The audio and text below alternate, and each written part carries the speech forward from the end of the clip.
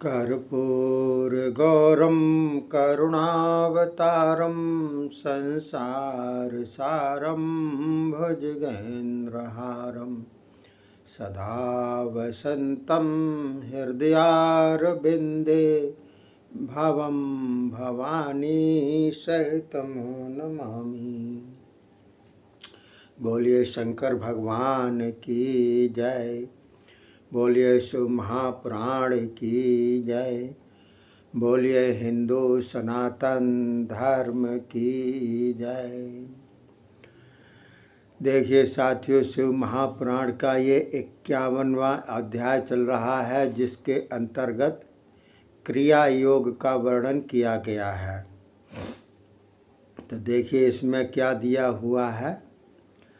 मुनि कहने लगे, हे सूत जी, एक बार श्री व्यास जी ने सनत कुमार जी से श्री पार्वती जी के क्रिया योग के विषय में पूछा। वही क्रिया योग अब हमको भी आप सुनावें। तब सूत जी बोले, हे मुनिगण सुनिए। श्री व्यास जी बोले, हे सनत कुमार जी, आप उस महादिव्य क्रिया योग का वर्णन करें। उस क्रिया योग से क्या फल मिलता है और उसका क्या लक्षण है। सनत कुमार जी बोले, हे व्यास जी सुनिए। जगत जननी के ज्ञान योग, क्रिया योग एवं भक्ति योग, ये तीनों योग भुक्ति मुक्ति दाता हैं। ज्ञान योग चित्त का आत्मा के साथ संयोग होना, क्रिया योग इस योग के साथ बाह्य अर्थ के संयोग का नाम क्रिया योग है। भक्ति योग श्री देवी जी तथा आत्मा की एक भावना को भक्ति योग कहते हैं। जब इन तीन योगों का संयोग होता है उसे क्रिया योग कहते हैं। कर्म द्वारा भक्ति पैदा होती है। भक्ति से ज्ञान एवं ज्ञान से मुक्ति होती है।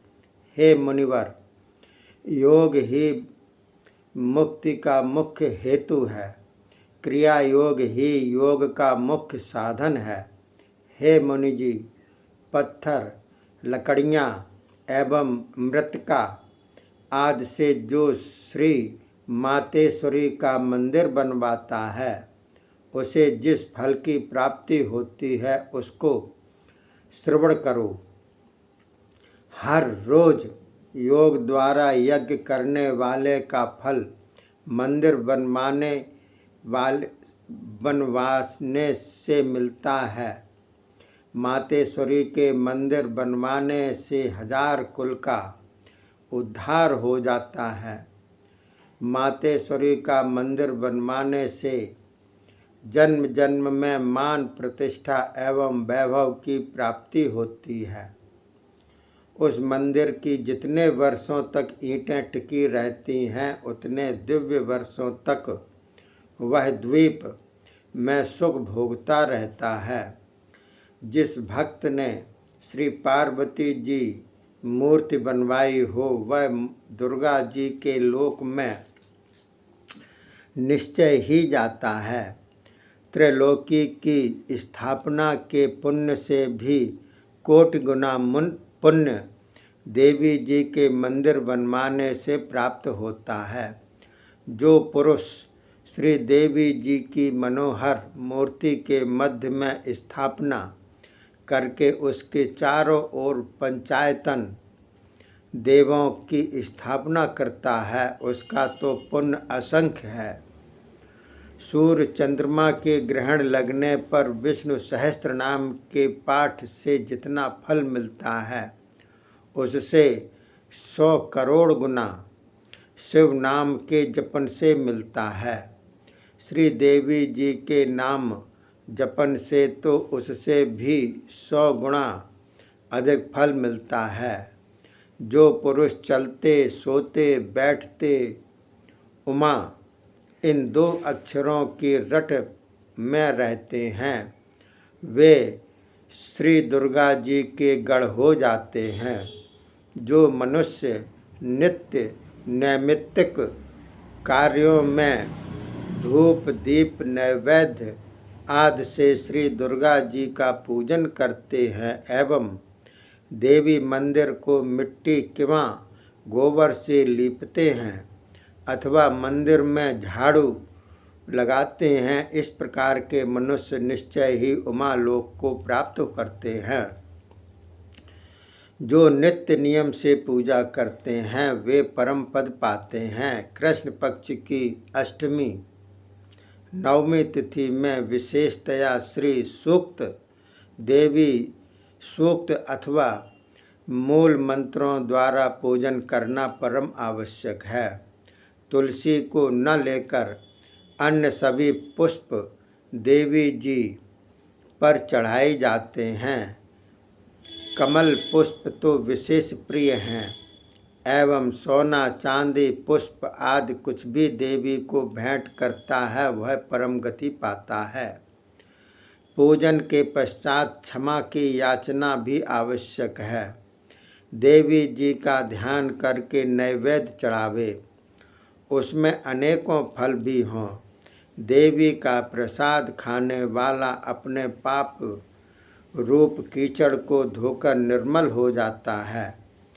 जो मनुष्य चैत्र शुक्ला तृतीया के दिन मातेश्वरी का व्रत करता है वह कर्म बंधनों से मुक्त होकर मुक्ति पाता है। प्रतिवर्ष इस दिन देवी का महाउत्सव करना आवश्यक है। इस प्रकार उत्सव करने वाले मनुष्य का देवी जो सभी प्रकार के फल दे देती हैं।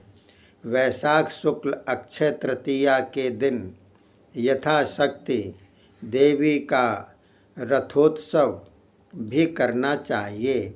रथ तो पृथ्वी को समझे तथा सूर्य चंद्रमा को दो चक्र समझे। वेदों को घोड़े एवं ब्रह्मा जी को सारथी जाने। इस प्रकार अनेकों मणिमालाओं से सुसज्जित कर उसमें पुष्पमालाएं भी चढ़ाकर उस रथ में देवी जी की मूर्ति स्थापित करे। धीरे धीरे रथ चलावे एवं धीरे धीरे जय जय शब्द उचारे और बोले, हे भक्त दुख हारिणी देवी हमारा पालन करो। इस प्रकार के वाक्यों द्वारा देवी को प्रसन्न करे। इस प्रकार नगर की सीमा तक रथ ले जावे। उसके बाद 100 बार प्रणाम करे, फिर प्रार्थना करे। इस प्रकार उत्सव मनाने वाला मनुष्य इस लोक का सुख भोग कर अंत में देवी जी के धाम को प्राप्त करता है। आसीज के शुक्ल पक्ष में नवरात्रि तक व्रत का विधान है। उसके द्वारा सभी मनोरथ सिद्ध होते हैं। हे मुनिवर, इसी व्रत को विरथ के पुत्र सुरथ नामी राजा ने किया था। उसका हरण हुआ राज्य फिर प्राप्त हो गया।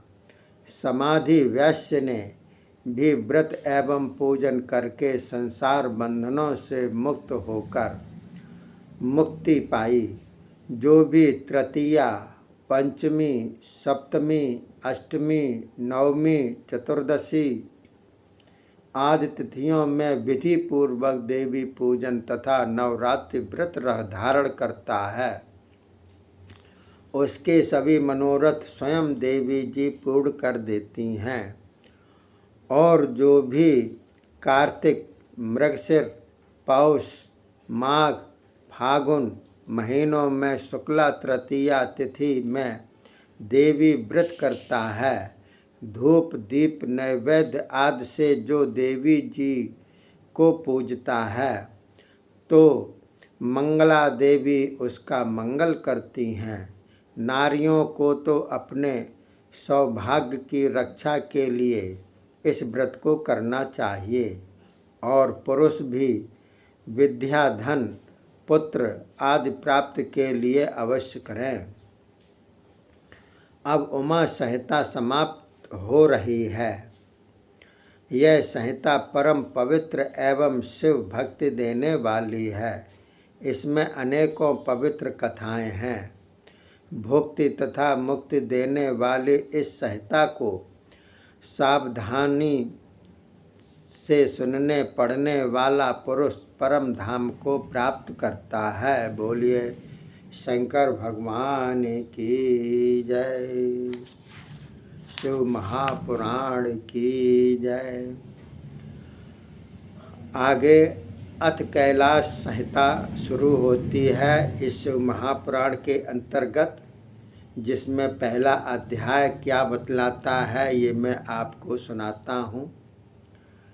ऋषि बोले, हे वेद व्यास जी, आपने परम पवित्र उमा संहिता सुना दी। अब कृपा करके कैलाश संहिता। व्यास जी बोले, हे ऋषिगण, आप लोग शिव भक्त हो, आपको कैलाश संहिता सुनने की उत्कंठा देखकर मैं सुनाता हूँ। तुम प्रेम पूर्वक श्रवण करो। पूर्व समय में मुनिजन हिमाचल की शिखा पर तपस्या कर रहे थे। उनके मन में काशी जाने का विचार हुआ। एक दिन सबके सब काशी के लिए चले पड़े। वहाँ पहुंचकर परम पवित्र गंगा जी का स्नान, ध्यान, तर्पण आदि नित्य कर्म करके श्री विश्वनाथ जी के मंदिर में पहुँचे। वहाँ विश्वनाथ भगवान शंकर के अद्भुत दर्शन किए।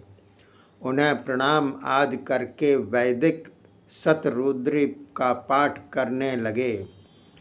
ठीक इसी अवसर में पुराण वेत्ता श्री सूत जी पंचकोशी के दर्शन की इच्छा से वहां आ गए। मुनियों ने सूत जी का दर्शन किया, आनंद के साथ उन्हें प्रणाम करने लगे। सूत जी विश्वनाथ के मंदिर दर्शन तथा प्रणाम करके मुनियों को साथ लेकर सत्संग भवन में पहुँचे। वहाँ पहुंचकर कथावाचकों के स्थान पर विराजमान हो गए। ऋषि मुनियों ने उनकी पूजा की। तब सूत जी ने ऋषियों से कुशल क्षेम पूछा। ऋषियों ने कहा, हे महाभाग सूत जी, आपका दर्शन करके हमें आनंद प्राप्त हुआ है। आप शिवजी के परम भक्त एवं पूर्ण ज्ञानवान हैं। भगवान व्यास जी ने सभी इतिहास पुराण उन्हें पढ़ा दिए हैं। इसी कारण तुमको पुराणज्ञ गुरु रूप बना दिया। यह गुरुदेव व्यास जी की कृपा है कि तुम्हारे हृदय में पुराण विद्या प्रकाशित है। तभी तो तुम पुराण तथा वेदों के अर्थ भली भांति जानते हो तथा कह सकते हो। हे सूत जी, ओंकार महादेव जी का रूप है। उसी ओंकार से पैदा हुए सभी वेद आपके हृदय में हैं। इसी कारण आप ही शिव स्थान हो। आप अपने मुखारविंद से प्रणव ओंकार शब्द की अर्थ रूप सुधा प्रकट करके हमें पान कराने की कृपा करें, जिससे हमारे सभी दुख निवृत्त हो जाएं। भगवान शंकर की श्रेष्ठ कथाएं सुनाकर हमें ज्ञान प्रदान करें। इस प्रकार मुनियों की प्रार्थना करने पर श्री व्यास जी के प्रिय शिष्य सूत जी ने भगवान शिव, मातेश्वरी पार्वती एवं गणेश जी, स्वामी कार्तिक जी, शिलाद के दोनों पुत्र स्वयसा, पति नंदीश्वर, सनत कुमार, वेद व्यास, महर्षि आदि सभी को प्रणाम करके कहा कि हे निष्पाप ऋषियों, तुम लोग भाग्यवान हो, तभी तो शिव कथा सुनने का तुम्हारा विचार हुआ है।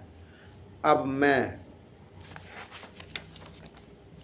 तुम लोगों को शिव भक्ति वर्धक यह कथा सुनाता हूँ।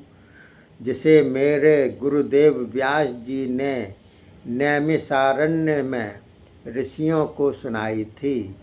आप प्रेम पूर्वक श्रवण करें।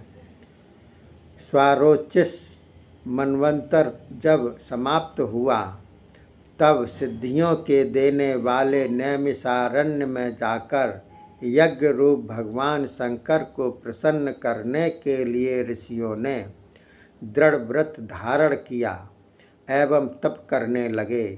भस्म रुद्राक्ष धारण करके सभी शिव भक्ति में तत्पर थे। उस समय शिव तत्व को जानने की उनकी इच्छा हुई। तब वेद व्यास जी उन्हें स्मरण हो आए और उनके आने की प्रतीक्षा करने लगे। पराशर जी के सुपुत्र अंतर्यामी व्यास जी ने इस बात को जान लिया। तब वह भी ठीक समय वहाँ पधारे। मुनियों ने उनका आदर सत्कार करके पूजन किया और उन्हें बैठने के लिए सोने का सिंहासन दिया। तब आनंद पूर्वक सिंहासन पर विराजमान होकर श्री व्यास जी अत्यंत मधुर शब्दों में बोले, हे ऋषियों, आप लोग इस परम पवित्र नैमिषारण्य क्षेत्र में भगवान शंकर को श्री पार्वती जी के साथ प्रसन्न करने के लिए तप कर रहे हो।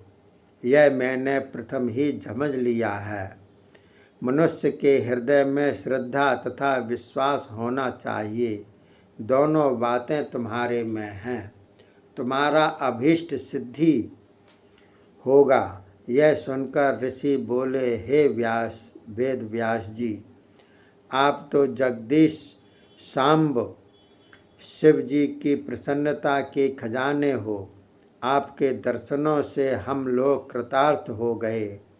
इस पवित्र क्षेत्र में निवास करके हमने प्रणव ओंकार शब्द के अर्थ तत्व को जानने की इच्छा की। उस इच्छा को आप ही पूर्ण करने में समर्थ हैं। हम शिव तत्व का चिंतन तो करते हैं, किंतु यह मालूम ही नहीं होता कि इसके सच्चे भाव क्या हैं। इसी कारण आप ही अपने उपदेशों द्वारा हमें इस तत्व का ज्ञान कराइए। बोलिए शंकर भगवान की जय। शिव महापुराण की जय। हिंदू सनातन धर्म की जय।